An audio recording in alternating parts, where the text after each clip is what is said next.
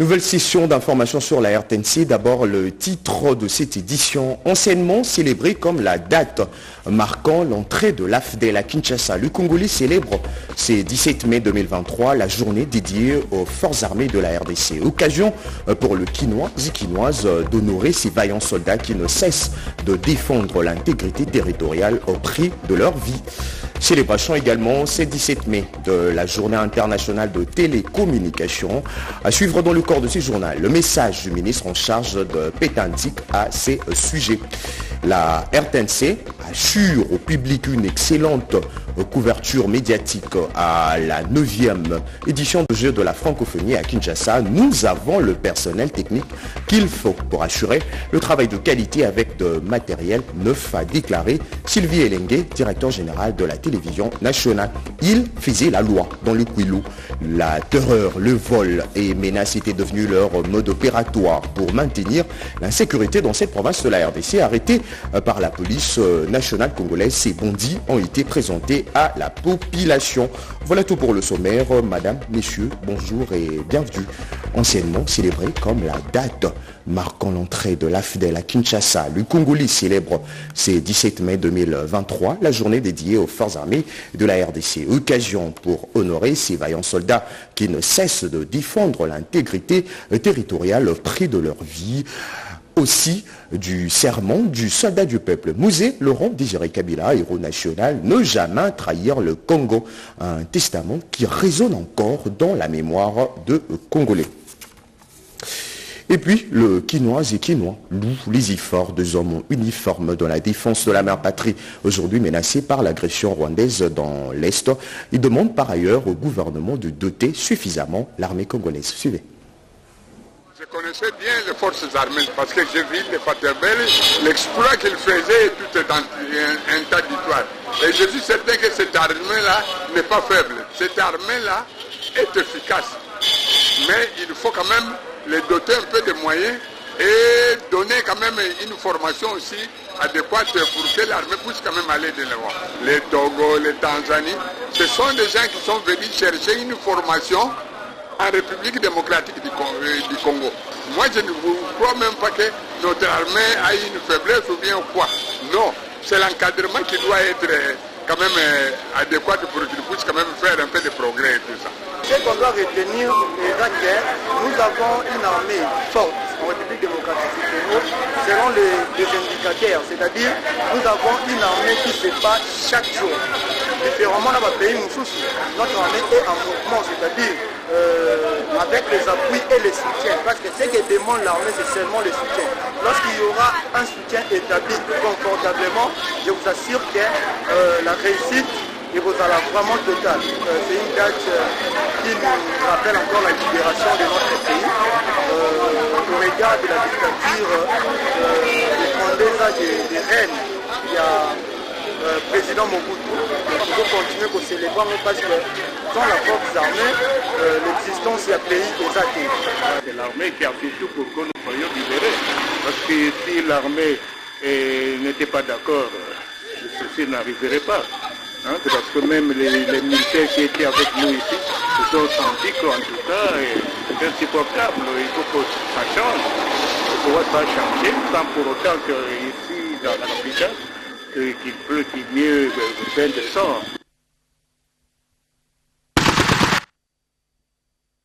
Depuis lundi, un dialogue social pour une cohabitation pacifique entre différentes communautés du territoire de Mahagi. Junior Selemani. De gré ou de force, le territoire de Mahagi doit être pacifié pour le bien-être de sa population en vue de tourner la page des tensions communautaires caractérisées par des tueries, incendies de maisons et bien d'autres, s'inscrivant dans la vision de l'administration militaire de l'Ituri sous le leadership anticipatif du lieutenant-général Luboyanka Chomodjouni pour une résolution des conflits et la cohabitation pacifique. Le groupe consultatif de médiation, coordination provinciale de l'Ituri organise à partir de ce lundi un dialogue social de 3 jours réunissant les communautés à Lourjouganda, Walendouati, Angalde et Panduru. Dr Angèle Ouvon Akumu a franchi ce mardi le portion du gouvernorat de l'Ituri pour solliciter l'accompagnement de l'autorité provinciale pour la réussite de ces assises. Nous avons été sur terrain pour consulter toutes ces communautés et à l'issue de ces consultations, ces communautés nous ont demandé à ce que nous puissions leur faciliter le dialogue social. De l'occasion, cet activiste de défense des droits de la femme invite la population de l'Ituri à la culture de la paix, comme prôné par le lieutenant général Luboya Kashamadjoni. Aujourd'hui, si nous commençons à accepter de dialoguer de nos problèmes, pour que nous puissions nous-mêmes relever les causes profondes de nos divisions et voir ensemble qu'est-ce qui nous unit. L'autorité provinciale ou l'autorité nationale ne peut pas seule consolider la paix dans cette province. Depuis l'avènement de l'état de siège en Ituri, le gouvernement militaire mène une lutte sans merci pour la stabilisation et la restauration de l'autorité de l'État dans cette partie du pays. Raison d'être de cette mesure exceptionnelle instaurée par le chef de l'État, Félix-Antoine Tshisekedi Tshilombo. Rendons-nous au Parlement congolais. La Chambre basse a prorogé l'état de siège dans la province de l'Ituri et du Nord Kivu. Par ailleurs, la proposition de loi déterminant les principes fondamentaux relatifs à l'exercice du droit de grève initié par le député Guy Mafuta a été déclarée recevable. Sylvie Moembo. L'état de siège a été prorogé dans les provinces sous administration militaire avec comme fondement la consolidation de la paix durable dans les provinces de l'Ituri et du Nord Kivu. Et ce après présentation de son soubassement, à savoir le projet de loi portant autorisation de l'état de siège par la ministre d'État en charge de la justice et garde des Sceaux, Rose Mutombo Kiese.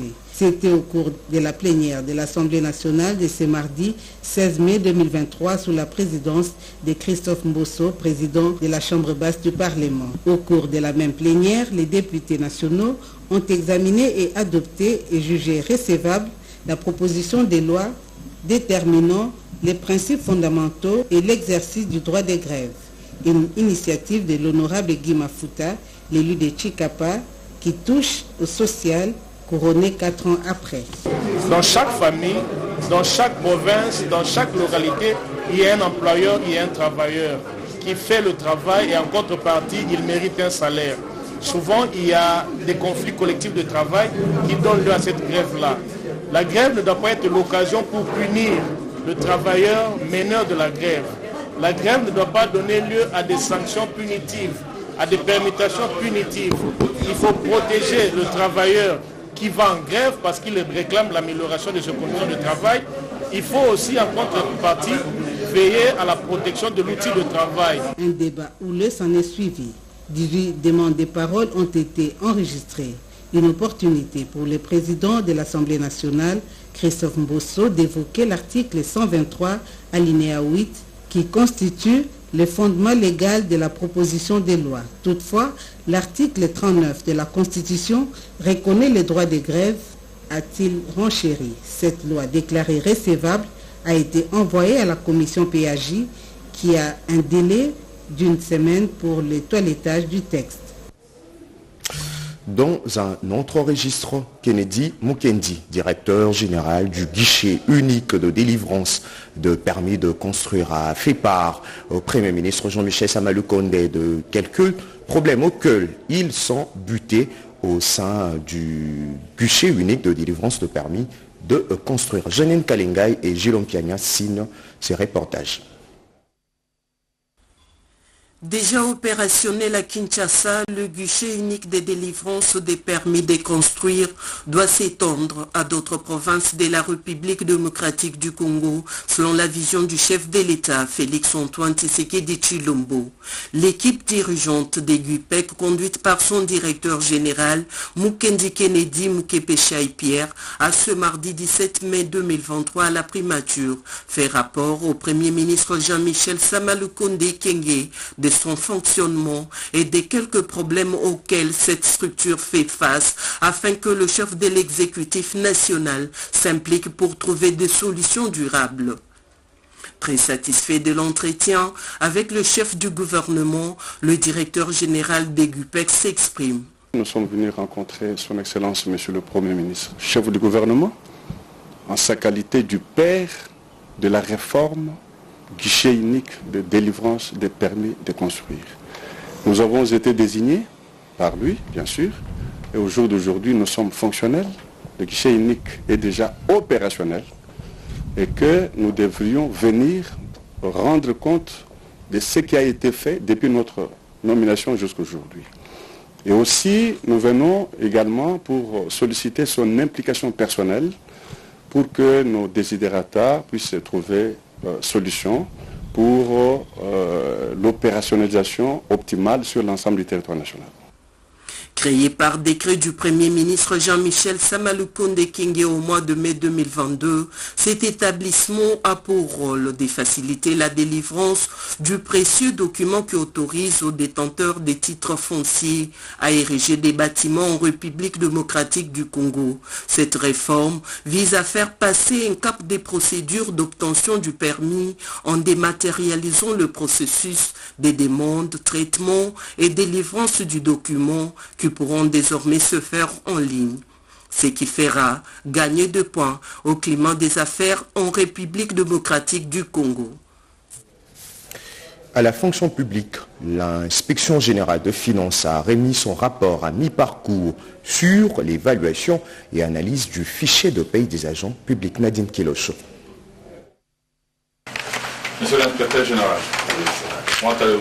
Nous avions été conviés par son Excellence, Monsieur le Vice-Premier ministre, ministre de la fonction publique, pour participer à un très grand travail qui doit être fait au sein de notre administration pour mettre de l'ordre. Faisons suite à la mission lui confiée par le vice-premier ministre, ministre en charge de la fonction publique Jean-Pierre Liaou. L'inspecteur général des finances, Jules Alinguete, a été reçu en audience le lundi 15 mai 2023 par le responsable des ressources humaines de l'État. À l'occasion, l'inspecteur général des finances a procédé à la remise officielle du rapport détaillé à mi-parcours de la mission de contrôle et d'évaluation du fichier de rémunération des fonctionnaires de l'État effectué en symbiose avec l'inspection générale de l'administration publique IGAP en sigle.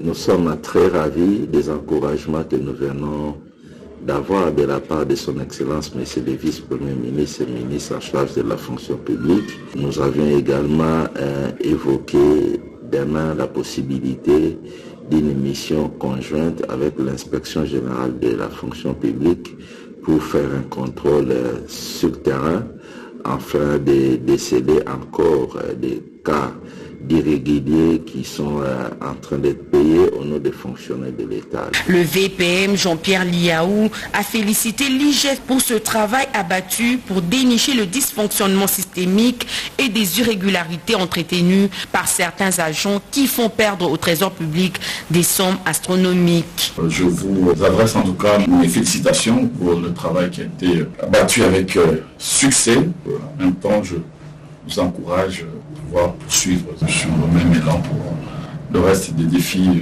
qui se dressent devant nous. La mission de contrôle et d'évaluation va se poursuivre. L'inspecteur général, chef de service Jules Alinguete, a reçu des orientations du VPM pour plancher sur les cas des agents résumés fictifs au sein des structures qui émargent au budget annexe. Cela en collaboration avec l'inspection générale de l'administration publique. Jeannette Love de l'Afrique du Sud, Maobi Loufou du Malawi, le Congolais, Joseph Toopangou, Kabata Kabamba de la RDC et Vianney Tawito Nzangu, deux experts sélectionnés par la CNI pour l'audit externe du fichier électoral. Tétis Samba.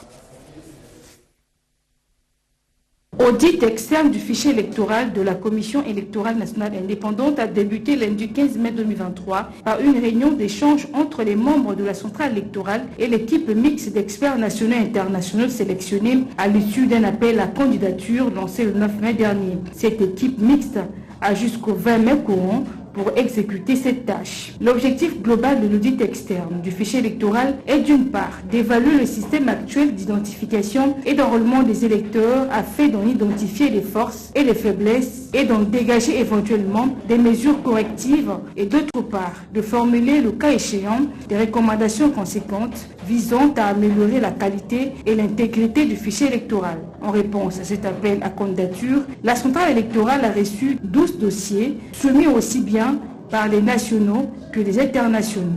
5 experts sélectionnés par la Commission électorale nationale indépendante. C'est dans ce contexte que le bureau de la CENI au complet s'est réuni le samedi 13 mai 2023 pour procéder à la sélection des prestataires et la constitution de la mission mixte devant entreprendre l'audit externe du fichier électoral. La sélection des prestataires s'est opérée sur la base des critères préalablement établis et qui sont clairement esquissés dans l'appel à candidature et qui peuvent se résumer aux exigences liées aux qualifications académiques, à l'expérience professionnelle, à des références solides dans le domaine de gestion et d'audit des systèmes d'information, notamment audit des fichiers électoraux et de l'éventualité d'une situation de conflit d'intérêts. Les profils des experts devraient être en conformité avec les thématiques générales de la mission, à savoir le contexte politique et le cadre constitutionnel et légal, la gestion des systèmes électoraux, les technologies et les applications utilisées pour l'inscription des électeurs, la gestion des bases de données, la démographie et les statistiques. Je le disais en titre, le monde célèbre ce 17 mai 2023 la journée internationale de télécommunications. Autonomiser le pays moins avancé grâce aux technologies de l'information et de la communication, tel est le thème retenu pour cette année en RDC. Le ministre en charge de PTNTIC a appelé les opérateurs de télécommunications à s'engager en faveur des offres de services optimales qui visent l'ensemble du territoire national. On l'écoute. Chers compatriotes, le 17 mai de chaque année, le monde entier, sous l'égide de l'Union internationale de télécommunications, commémore la Journée mondiale des télécommunications et de la société de l'information.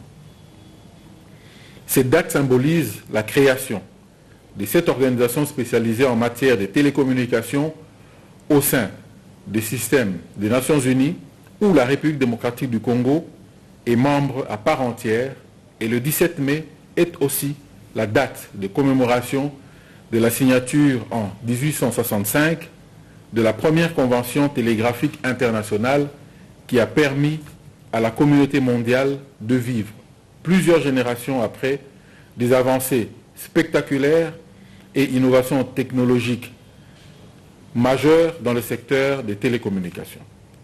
L'UIT nous invite cette année à réfléchir sur comment autonomiser les pays moins avancés grâce aux technologies de l'information et de la communication, tel est le thème retenu pour ce 17 mai 2023.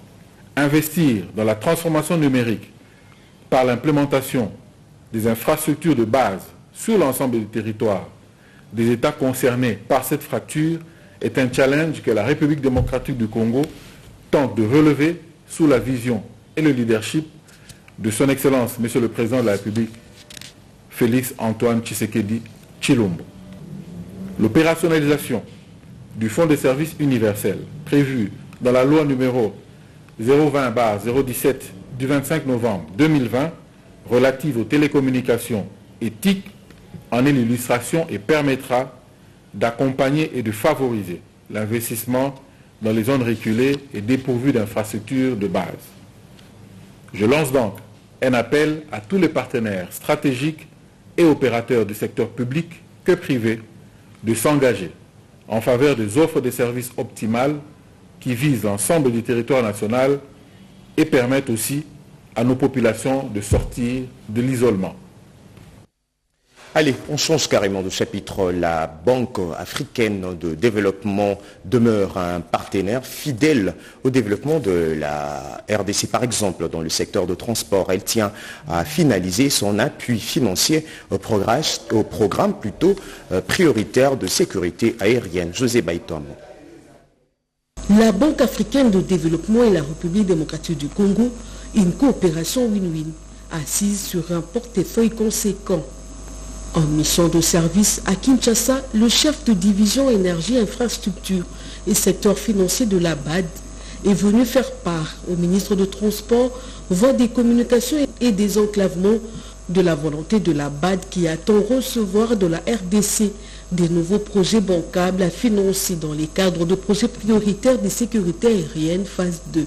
Le ministre Marc Ekilali Kombo, assisté par la vice-ministre Séraphine Kiloubou, et quelques conseillers a salué cette démarche menée par le délégué de la BAD et leur a fait part de sa vision, celle de doter la RDC des infrastructures aéroportuaires dignes de ce nom, en garantissant la sécurité des voyageurs. Il est aussi important de signaler que nous avons mis à profit cette audience pour parler avec son Excellence Monsieur le Ministre sur les opérations futures sur lesquelles la banque peut également se positionner plus tard en termes de financement. Plusieurs autres questions importantes ont été évoquées, notamment les ports en eau profonde de Banana et les ports route-rail Kinshasa-Brazzaville, y compris le port sec de Kasumbalesa. Les projets des bus et taxis fluviaux auxquels le ministre Ekila tient fermement dans le cadre du désengorgement de la capitale a aussi fait l'objet des discussions. La régie de voies aériennes qui gère les 52 aéroports et aérodromes qui comptent la RDC sur l'ensemble du territoire national a été représentée par son directeur général AI, Alexis Sangui. La RDC prendra part au mois de juin prochain à la 3e session de la commission mixte Côte d'Ivoire-RDC qui sera axée sur les échanges d'expériences dans le domaine des infrastructures et de l'agriculture. C'est ce qui ressort de l'entretien entre le ministre d'État en charge de l'intégration régionale et l'ambassadeur ivoirien accrédité en RDC, Iverson Kabwaba et Sylvie Moembo.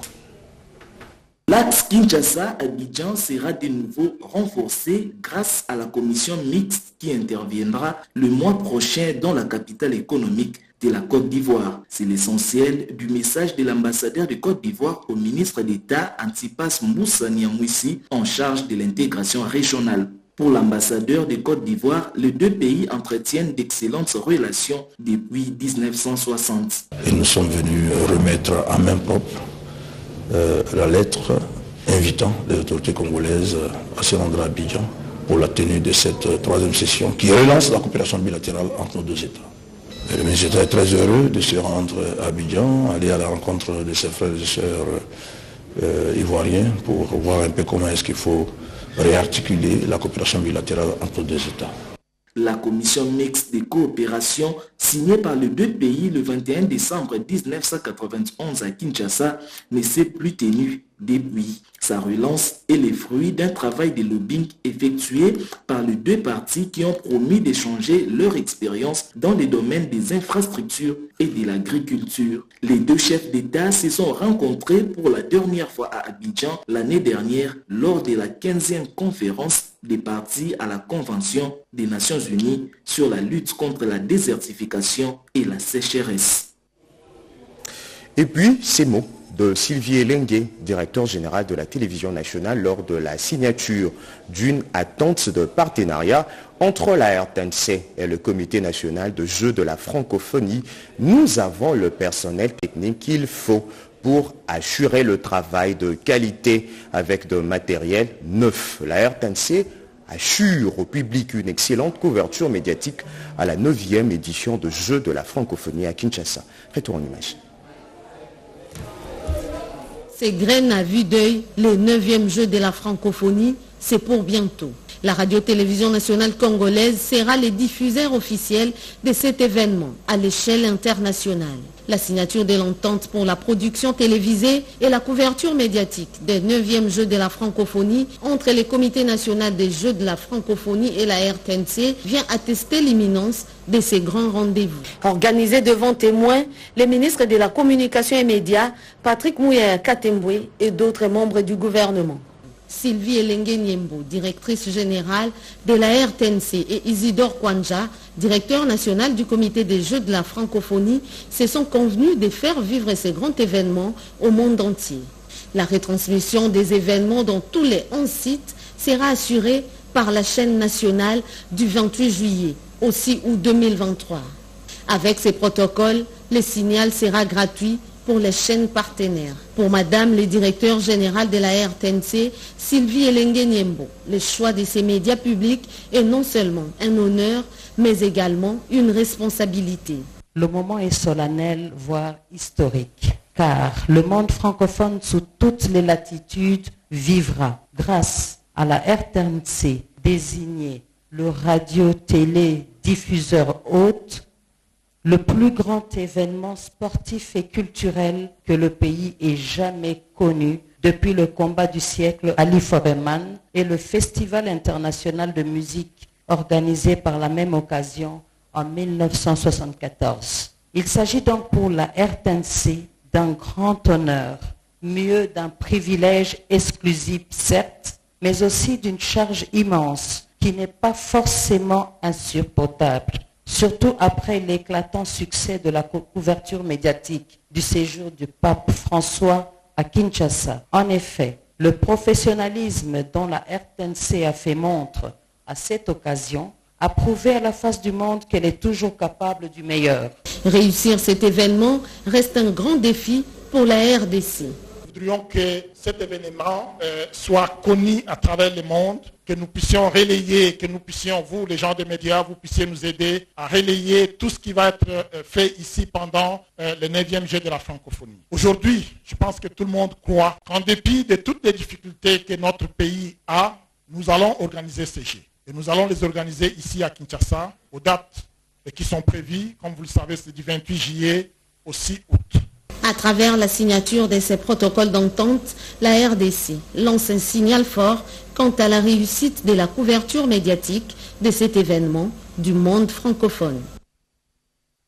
Autre titre de ces mercredis, le questeur de l'Assemblée provinciale de Kinshasa déclare être satisfait de la détermination du garant de la nation pour le maintien de la paix et de la sécurité dans la ville-province de Kinshasa.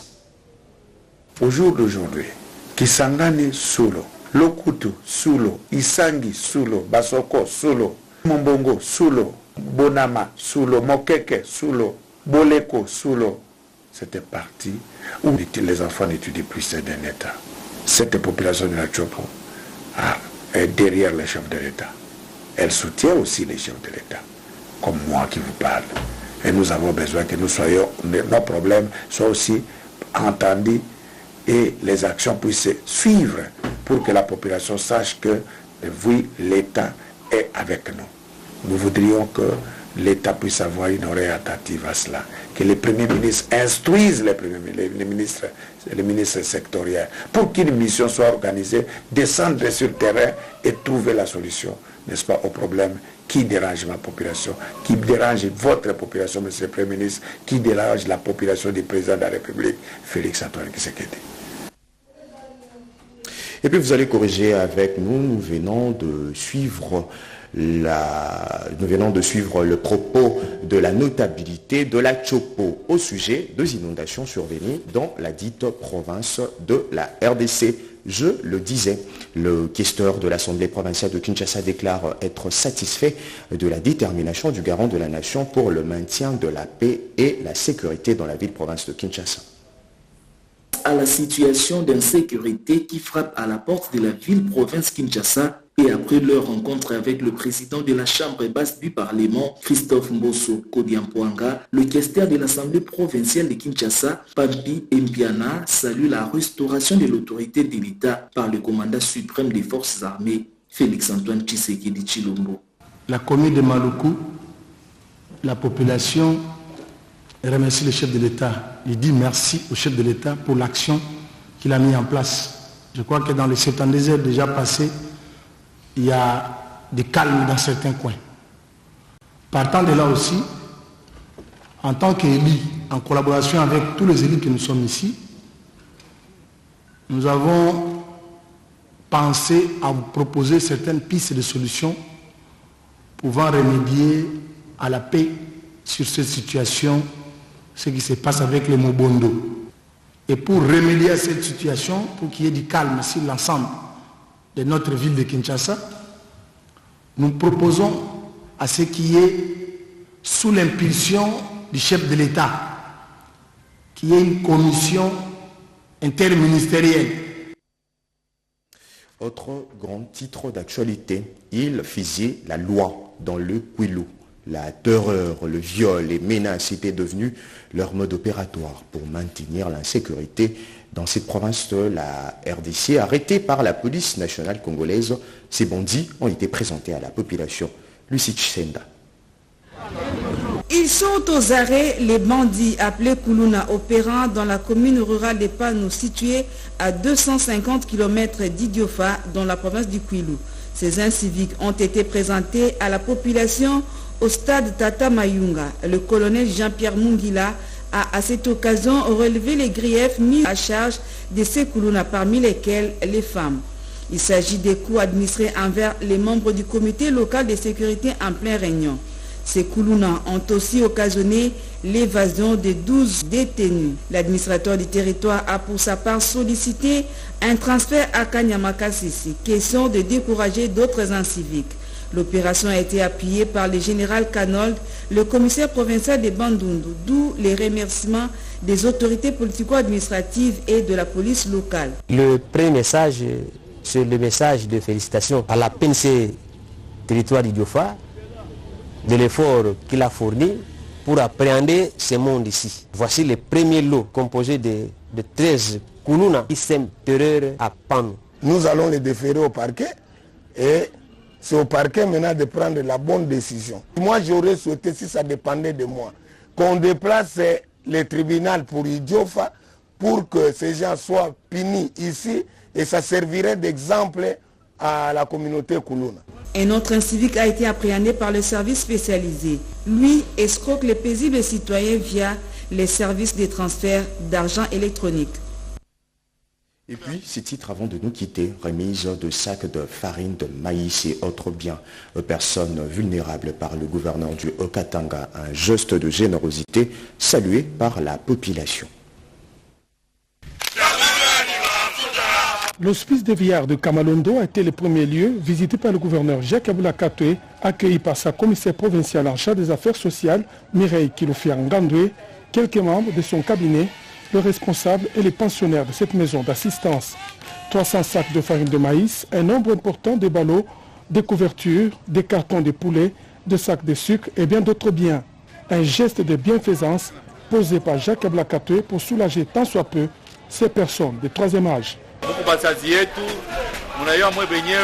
Vous êtes nos parents. Comme vous le savez, la situation de la farine de maïs est devenue difficile à se procurer. Le prix est trop élevé. C'est grâce à la subvention des intrants que nous avons donné aux agriculteurs qui, à leur tour, nous ont restitué le maïs qui nous a permis de moudre cette farine que nous vous apportons avec le vivre frais. De là, le gouverneur a été posé tour à tour le même geste à l'Institut Nourou pour enfants aveugles. Un lot important des sacs de farine de maïs ont été remis à ces pensionnaires.